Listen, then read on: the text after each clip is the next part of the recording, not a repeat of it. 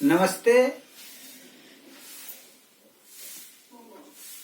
स्वस्थ जीवन जीने के लिए हर व्यक्ति कामना रखता है। स्वास्थ्य ही धन है, सब कोई जानता है। परंतु कहा गया है कि पर उपदेश कुशल बहुतेरे। दूसरे को उपदेश देना बहुत आसान है, लेकिन अपने जीवन में किसी चीज को उतारना बहुत कठिन होता है। लेकिन आज हम लोग बात करें कि स्वस्थ जीवन जीने के लिए हमें क्या करना चाहिए। स्वस्थ जीवन जीने के लिए जो हमें करना है उसमें पैसों का कोई जरूरत नहीं है। बिना पैसे के साधारण जीवन जीते हुए आप अधिक से अधिक स्वस्थ रह सकते हैं, बड़ा से बड़ा काम कर सकते हैं और जीवन में एक उदाहरण दूसरों के लिए पेश कर सकते हैं। स्वस्थ रहने के लिए सर्वप्रथम पर्याप्त मात्रा में हमें पानी पीने की जरूरत पड़ती है। कम से कम अपने शरीर को जितनी आवश्यकता महसूस हो उतना पानी अवश्य पीना चाहिए। कभी प्यासे नहीं रहना चाहिए। अगर 2 से 3 लीटर भी पानी आप पी लेते हैं, आप स्वस्थ रहेंगे। न तो प्यासे रहना चाहिए, न तो बिना इच्छा के जबरदस्ती पानी पीना चाहिए। दूसरा, हमें काम अवश्य करना चाहिए। बिना काम किए हमारा शरीर स्वस्थ नहीं रह सकता। मानव का जन्म जो है वह कर्म के लिए हुआ है। इसीलिए गीता में कहा गया है कि कर्मण्येवाधिकारस्ते मा फलेषु कदाचन मा कर्म फल हेतुर्भुः मा ते सर्गस्त्व कर्मणि।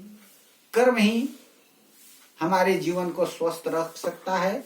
इसलिए अवश्य हम कर्म करें, आलसी न रहें, पैदल चलते रहें, सैर करने जाएं, उठना बैठना करें, सुखासन, ब्रजासन, अनुलोम विलोम, हंसते रहना, अधिक से अधिक पैदल चलना,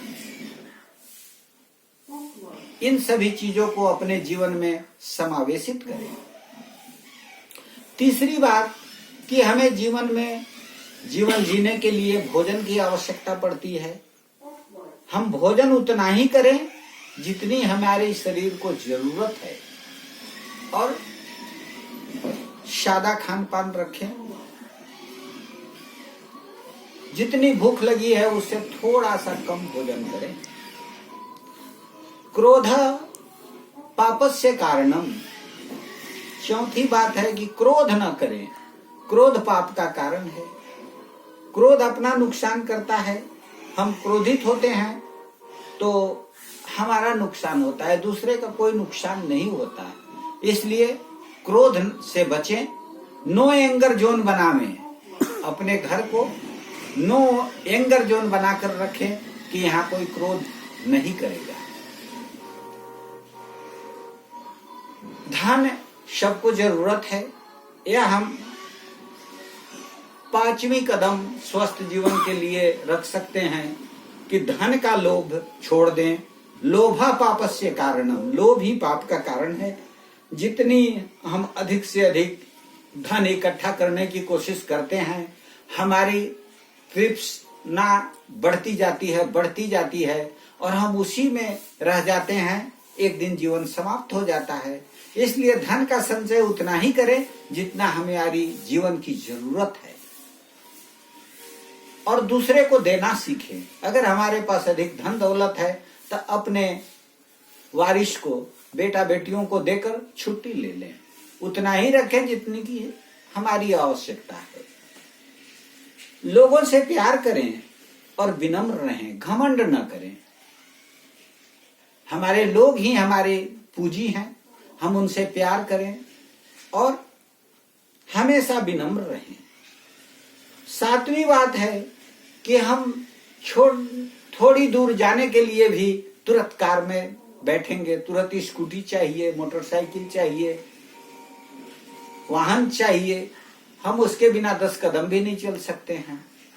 जितना हो सके कम से कम वाहन का प्रयोग करें और जितना हो सके अधिक से अधिक पैदल चलें। और 8वां बात, कोई चीज न मिले तो उसे भूल जाएं। कभी कभी होता क्या है कि हमारी इच्छा होती है कि हमारे पास ये होना चाहिए, किसी कारणवश वह उपलब्ध नहीं हो पाता है, हम उसकी चिंता में दिन रात लगे रहते हैं, हमको ये नहीं मिला, लेकिन उसे भूल जाएं। उसकी कोई जरूरत नहीं है, हमारी इच्छा थी, अगर मिल गई कोई चीज तो अच्छी बात है, नहीं मिली तो भी अच्छी बात है, ईश्वर की वही कृपा। इसलिए कहा गया है कि जेहि विधि राखे राम तेहि विधि रहिए, सीताराम सीताराम सीताराम कहिए। अर्थात ईश्वर का स्मरण करते रहिए। और 9वीं बात, सबसे महत्वपूर्ण बात यह है कि अगर बाल सफेद हो गए, आपकी उम्र बढ़ गई, तो ऐसा न समझे कि हम बिना काम के हो गए। निराशाजनक सोच कभी जीवन में मत लाइए, हमेशा आशावान बने रहिए और कर्म करते रहिए और प्रसन्न रहिए। सबसे इंपॉर्टेंट बात यह है कि बच्चों से प्यार करें। कहा गया है child is the father of man.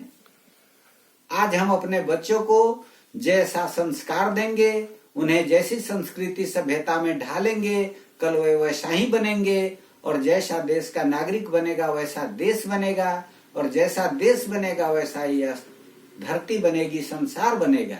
इसलिए बच्चों से प्यार करें, कभी घमंड न करें, और छोटी छोटी बातों पे नाराज न होकर सहानुभूति रखें।